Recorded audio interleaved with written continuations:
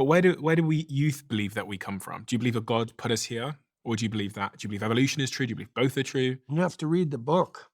Yeah, but I wanna I know, yeah. and fair, Yeah. but I'm not trying to be a smart aleck in that response. It's a complicated answer, Yeah. right? It's a complicated answer. I think that we're guided by the spirit of meaning. Okay? I think that's also our deepest instinct. That's somewhat Darwinism. Well, I had a rule for this book is I didn't make any claims about the biblical stories that I couldn't justify scientifically. I don't think there's a conflict.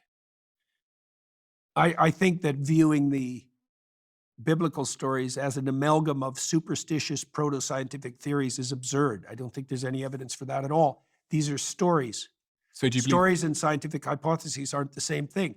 The Lord of the Rings is not a scientific hypothesis, but that doesn't mean it's not true. do you believe my great-great-great-great-granddad was an amoeba? Well, if you were a sperm at one point. I mean, it's not that implausible. We all come from single-celled organisms. This is I'm asking these questions because Yeah. it's like I'm genuinely wrestling with a bunch of big existential questions that I've actually only been wrestling with maybe for like, I'd say a year. Yeah. So it's very fresh for me. And it's funny, Yeah. my arc here is religious Christian up until maybe 18, Yeah. like staunch atheist for 2 years, to the point that it was like my identity. Yeah. And then like Yeah.